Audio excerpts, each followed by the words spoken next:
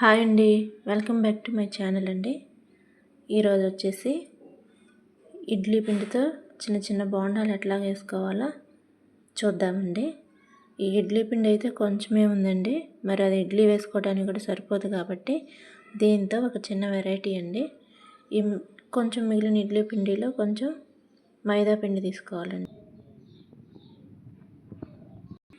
ఈ ఇడ్లీ పిండిలోనికి మైదా పిండి తీసుకున్న తర్వాత అండి ఇందులోనికి ఇవన్నీ వేసుకోవాలండి. ఉల్లిపాయ, పచ్చిమిరపకాయ, కరివేపాకు, కొత్తిమీర వేసుకొని కలుపుకోవాలండి బాగా.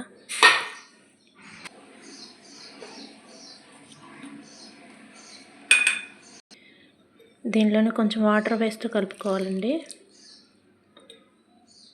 ఇది మరీ నీళ్ళగా అవ్వకూడదు, మరీ గట్టిగా ఉండకూడదండి. దీని కన్సిస్టెన్సీ అనేది కొంచెం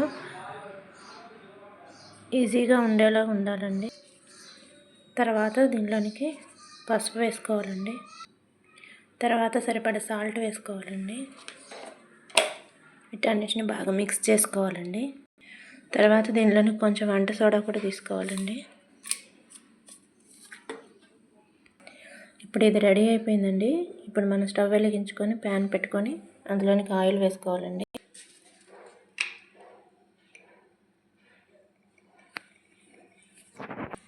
ఆయిల్ బాగా హీట్ అయిన తర్వాత వీటిని స్పూన్తో చిన్న చిన్నగా ఇలా వేసుకోవడమేనండి.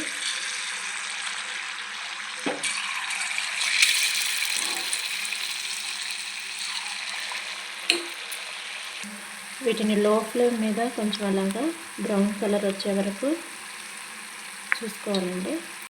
చూసారా, మంచి బ్రౌన్ కలర్లోకి వచ్చేసేయండి. పర్ఫెక్ట్గా ఉడికాయండి. వీటిని తీసేసుకుంటాం.